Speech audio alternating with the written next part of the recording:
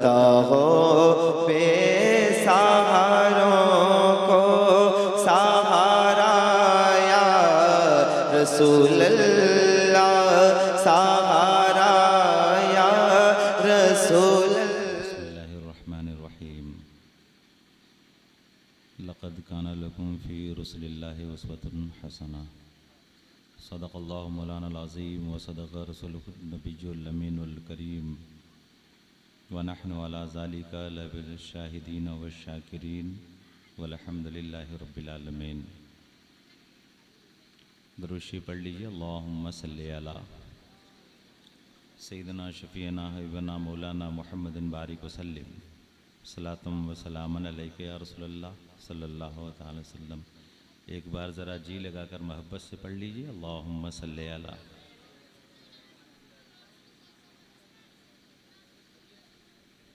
दुरूशी पढ़नी चाहिए। इस पूरे बज़्म और जलसे का जो महसल है, यूँ कहिए दुरूद शरीफ है। कह दीजिए सुभान अल्लाह। आप समझ रहे हो कि मैं बहुत बड़ा आलिम हूँ। ये हमारे नकीब अहले सुन्नत हलचल सिवानी साहब क़िबला की मोहब्बत कह लीजिए। उन्होंने जो चाहा कह दिया, वरना मनानम के मंदानम। मैं बहुत बड़ा मौलवी नहीं हूँ। अगर मौलवी भी हो जाऊँ तो कामयाब हो जाऊँ। अभी तो सब लोग अल्लामा हैं, मुफ़क्किर मिल्लत और गाज़ी मिल्लत। हमारे यहाँ सुन्नियों में किसी चीज़ की कमी नहीं है। अभी मौलवी की कमी है, लेकिन मौलवी की कमी है। मौलवी हरगिज़ नशुद मौलाना रूम, ता गुलाम शम्स तबरेज़ी नशुद। कमी है। और जब हम मौलवी हो जाएंगे ना, सब हो जाएगा। बात याद आ गई है तो समात कर लीजिए, चूँकि तकरीरें हो चुकी हैं। अल्लामा राशिद मियाँ मक्की साहब क़िबला की बड़ी अच्छी तकरीर हुई है, इल्मी, मालूमाती, निकाती, आप जो कह लीजिए। बल्कि एक समंदर हमारे दरमियान उंडेल के चले गए। ये अलग बात है कि हमारे सर के ऊपर से वो तकरीर बहुत सारे लोगों के ऊपर से चली गई होगी। सिर्फ कुरान को उन्होंने बोला। कह दीजिए सुभान अल्लाह। एक जुमला उन्होंने कहा कि होना और है, पाना और।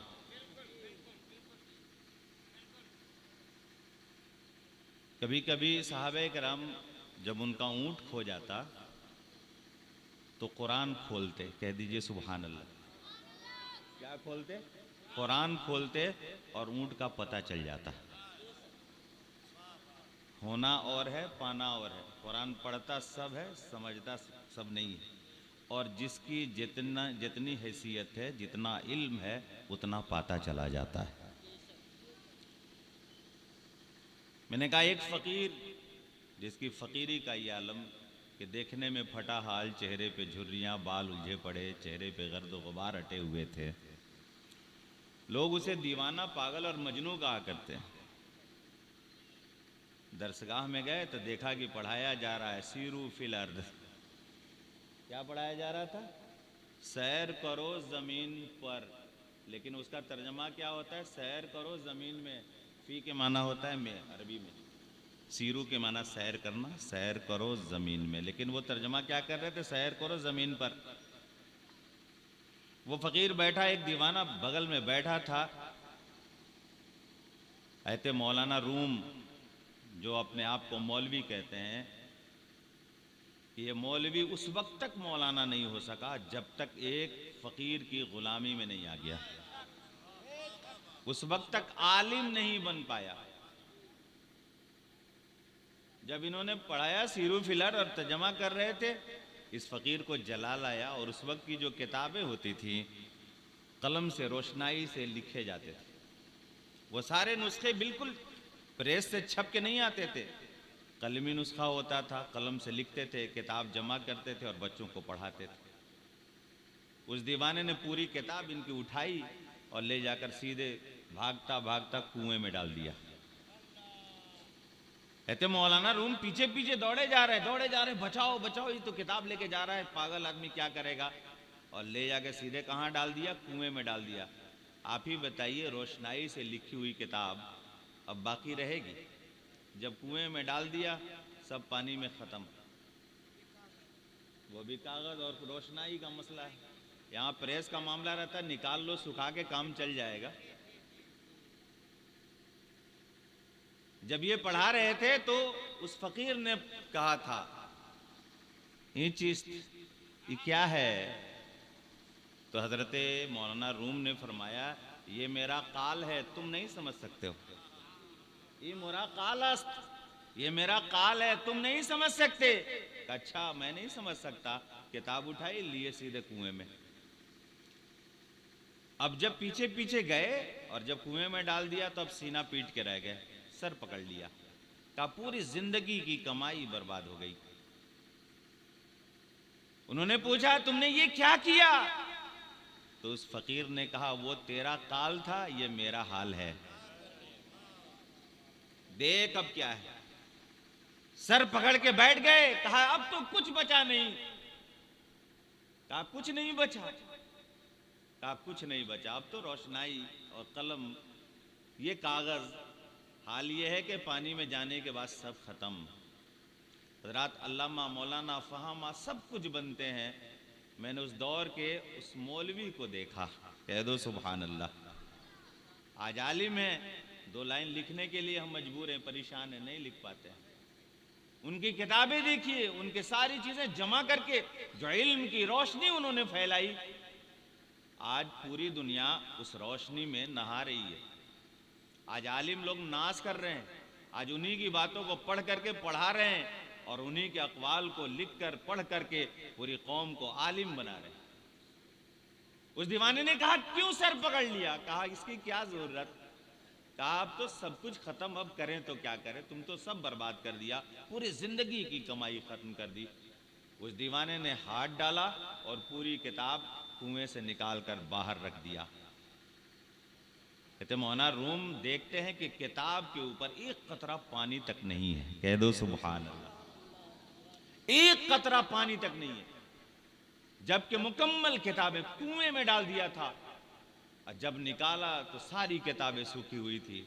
तो पूछा ये क्या है? कहा ये मेरा हाल है। उस फकीर ने जवाब दिया, वो तेरा काल था जो तुम तर्जमा कर रहे थे, सीरू फिल अर्द, जमीन पे सैर करो। नहीं, ये बता दिया कि जमीन के अंदर भी सैर किया जाता है और असल तर्जमा समझा दिया। उसके बाद मौलाना रूम फरमाते हैं, मैं उस वक्त तक मैं मौलाना रूम मौलवी नहीं था। जब ये देखा उनके कदमे नाज में गिर पड़े और कहा कुछ नहीं चाहिए, ये सारी जिंदगी आपके कदमों पे निसार है। ऐते मौलाना रूम को उठाया उस फकीर ने, सीने से लगा लिया और ना नवाजा, इतना नवाजा। अब फरमाते हैं, मौलवी हरगिज न शुद्ध, मौलाना रूम ता गुलामे शम्स तबरेजी न शुद्ध। अब ये गुलाम क्या हो गया? मौलाना हो गया। हज़रात ऐसे ही इल्म नहीं आता है। और जानते हैं, आपने जो मदरसा कायम किया है, इसे छोटा मत समझिएगा, इसे छोटा मत समझिएगा। मैं आया, देखा, खुशी हुई, पहली बार मैं आया हूं। 4 बच्चे आपके मदरसे से फारिग हुए। आपकी जो मेहनत की जो कमाई जो आपने इस मदरसे को दिया, उसका फल मौजूद है, कह दो सुभान अल्लाह। ये फल है ना भाई, इसी को ना फल कहते हैं। हमने पेड़ बहुत पहले लगाया, पानी पटाया, धूप से हवा से सबसे बचा बचा के लाया, तो उसमें फल निकला। ये 4 फल है। मेरी दुआ है आने वाले साल में ये 8 हो, 10 हो और ज्यादा हो, कह दीजिए आमीन। और हज़रात सुनिए, एक बात बताता हूं, ये मदरसा है जिसकी वजह से आज मस्जिदें बची हुई हैं। ये मदरसा है जिसकी वजह से आज खानकाहें बची हुई हैं। ये मदरसा है जिसकी वजह से आज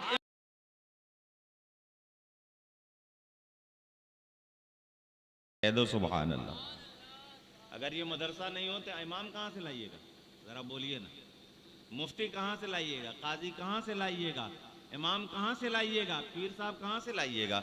और बगैर पढ़े हुए पीर साहब अगर हो जाए तो आपको वो तो जाएगा ही, आपको भी लेके चला जाएगा। होगा कि नहीं होगा? इस मदरसे को छोटा मत समझिए, बहुत बड़ा है। और जानते हैं इल्म जिसके पास आ जाए, तली फरमाते हैं लैसल जमालो बेअसबाब तुज़य्यिनुना इन्नल जमाला जमालुल इल्म वालदा। इंसान जो कपड़ा पहनता है, पहनने के बाद, लिबास पहनने के बाद खूबसूरत लगता है। जब कोई कपड़ा पहनता है तो खूबसूरत लगता है। कहते हैं ये कपड़े की खूबसूरती कोई खूबसूरती नहीं है।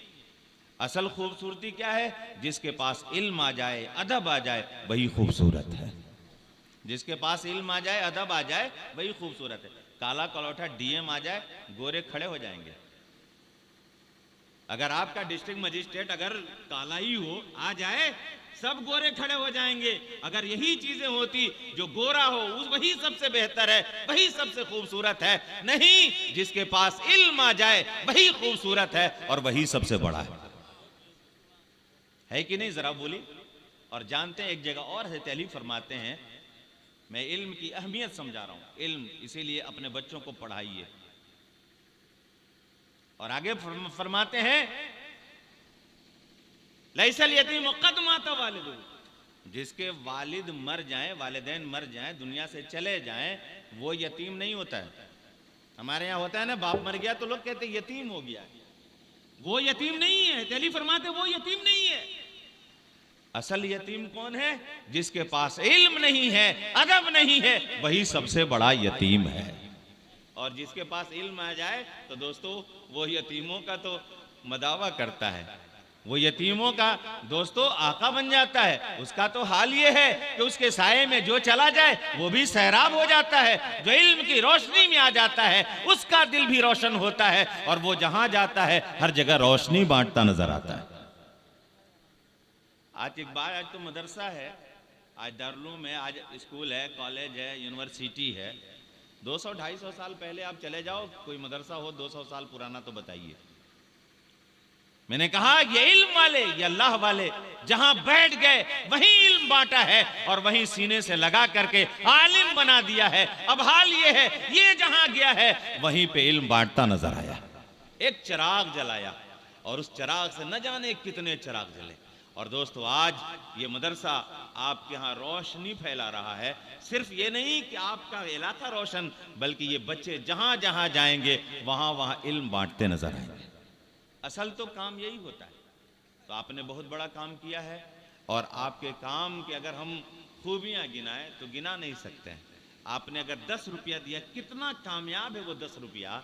आप कभी अपने दामन में और निगाहें झुका के कभी जरा सीने पे हाथ रख के सोचिएगा, बात समझ में आएगी। और आप खुद सोचेंगे कि मैंने 10 ही क्यों दिया, क्यों ना और ज्यादा दिया होता तो और बच्चे होते, और मदरसा बड़ा होता, और बच्चे ज्यादा होते, है कि नहीं है? और सुनिए एक बात बताता हूं दोस्तों, अगर ईमान की हिफाजत कोई करने वाला है अभी के दौर में तो आलिमों की जमात है। कह दो सुभान अल्लाह। अगर ये ना रहे तो आपके ईमान की हिफाजत भी नहीं हो पाएगी। वरना बहुत सारे मुल्ला मौलवी घूम रहे हैं, कहेंगे नबी को इल्म गैब नहीं, मुस्तफ़ा का इल्म फला है। ऐसा इल्म तो गाय गधे बैल और खच्चर को भी है, लिखने वालों ने लिख दिया है। मैंने कहा पता ये चले कि लिबादा यही है, लिबास यही है, टोपी यही है, दाढ़ी यही है, हुलिया यही है, सब कुछ यही है। लेकिन दोस्तों ईमान नहीं, सब कुछ है, ईमान नहीं। और आता है आपके भी ईमान को बड़े आराम से लेके चला जाता है। ईमान जानते हैं किसको कहते हैं? आज लोग कहते हैं मौला साहब वो भी अच्छा, वो भी अच्छा, वो भी अच्छा, वो भी अच्छा। एक बात याद आ गई, ईमान कहते किसको? बस एक वाकया समाप्त कीजिए, इंशाअल्लाह ताला तबीयत खुश हो जाएगी। कह दीजिए सुभान अल्लाह। मक्के का 2 काफिर, जिसे हम हरम कहते हैं, खाने काबा में एक पहाड़ के ऊपर एक ऊंची जगह पे जाके बैठा है। और हरम कहते हैं, ये हरम हराम से बना है, वहां शिकार करना हराम है। हालत एहराम में जा रहे हैं तो अब जूई मारना हराम है, बाल उखेड़ना हराम है, सब्जियां उखेड़ना हराम है, सब कुछ हराम है। गोया कि ये फसाद करना, झगड़ा करना, ये सारी चीजें वहां हराम है। ये 2 हरम के अंदर, और हरम सिर्फ खाने काबा ही को नहीं कहते हैं, बल्कि एक खत्ते इम्तियाज खींचा हुआ है, कई किलोमीटर की दूरी है और बीच में खाने काबा है। कह दीजिए सुभान अल्लाह। ये मक्के के 2 काफिर उस पर बैठे हैं। एक भेड़िए ने हिरन का पीछा किया शिकार करने के लिए। मैं एक जुमला बोला हूं कि हरम के अंदर शिकार करना क्या है? हराम है। जब दौड़ाना शुरू किया तो ये हिरन भागता भागता हरम में दाखिल हो गया। कहां दाखिल हो गया? हरम में, खाने काबा के अहाते में। और जैसे ही दाखिल हुआ, भेड़िया अपने कदमों को रोक लिया। वहां शिकार करना क्या है? हराम है। हरम के अंदर शिकार करना क्या है? हराम है। अब भेड़िया क्यों दौड़ा रहा था? शिकार करने की गरज से। जैसे ही हरम में दाखिल हुआ, भेड़िया ने अपने कदम को रोक लिया। ये दोनों मक्के के काफिर आपस में गुफ्तगू कर रहे हैं। कहते हैं कि लगता ऐसा है कि इस भेड़िए को भी हरम की हदबंदी का ख्याल है, यानी हरम के अंदर शिकार करना सही नहीं है। इस भेड़िए को भी है, इस जानवर को भी इसका इल्म है। ये दोनों जब आपस में गुफ्तगू कर रहे थे, अल्लाह ताला ने भेड़िए को जुबान दे दिया। कह दो सुभान अल्लाह। क्या दे दिया? और यहीं पे ईमान समझ लेना, ईमान कहते किसको कहते। इस भेड़िए ने, अब इसको जुबान मिली तो जवाब क्या देता है? कहे सफ़वान और सुफियान, सुन, तुझे इस बात पे हैरत है कि मुझ भेड़िए को हरम की हदबंदी का ख्याल है, मुझे तो ताज्जुब इस बात पे है, गैब दा नबी का जमाना पाया और ईमान नहीं ला सका। ये भेड़िया क्या कहता है? गैब दा नबी का जमाना पाया। आज का मुल्ला मौलवी घूम के कहता है नबी को गैब का इल्म नहीं है। ये भेड़िया कहता है कि गैब दा नबी का जमाना पाया और ईमान नहीं ला सका। ये दोनों आपस में बात कर रहे हैं, सफ़वान और सुफियान। कहते सुना भेड़िए ने क्या कहा? कहां सुना? दूसरे ने कहा मैं तो बहुत पहले से जानता हूं कि मोहम्मद नबी हैं। क्या बोला? मैं बहुत पहले से जानता हूं कि मोहम्मद नबी हैं, लेकिन मेरे दिल ने आवाज दे दिया। क्या? सुन, जानने का नाम ईमान नहीं है, दिल से नबी को मान लेने का नाम ईमान है। हजरात, पता ये चलेगा कि ईमान किसको कहते हैं, और इस ईमान को बचाने के लिए आलिम की जरूरत है।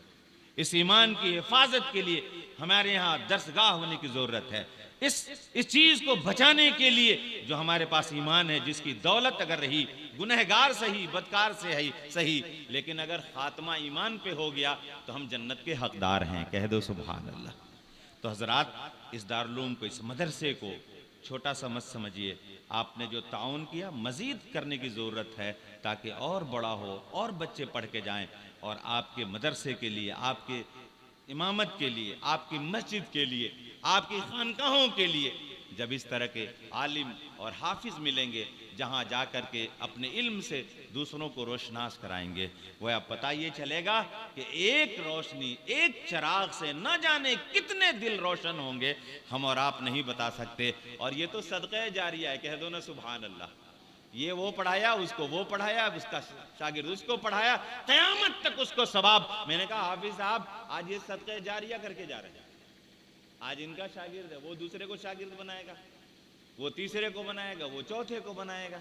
पता चला इल्म का ये फैज़ान। मौलवी की तनख्वाह तो कम है, लेकिन मत पूछिए, अल्लाह का करम बहुत है। कह दीजिए सुभान अल्लाह।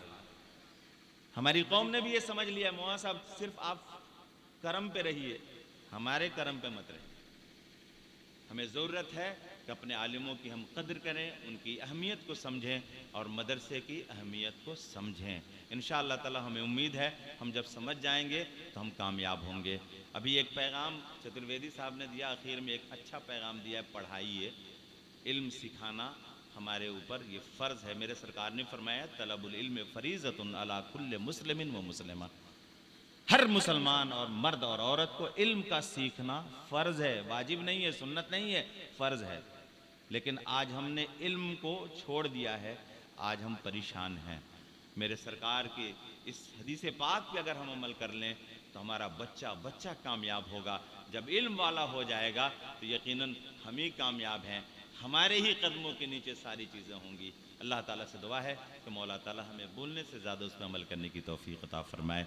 हज़रात, ये चंद बातें मैंने कही है, कहने सुनने में कोई गलती या भूल चूक हो गई हो, हम भी पढ़ते हैं, आप भी पढ़ लीजिए। अस्तगफिरुल्लाह रब्बी मिन कुल्लि ज़ंबि व अतूबु इलैहि, ला इलाहा इल्लल्लाह मुहम्मद रसूलुल्लाह सल्लल्लाहु अलैहि वसल्लम। खूब की सैर चमन, फूल चुने शाद रहे, बागवां जाता हूँ गुलशन तेरा आबाद रहे। अस्सलामु अलैकुम।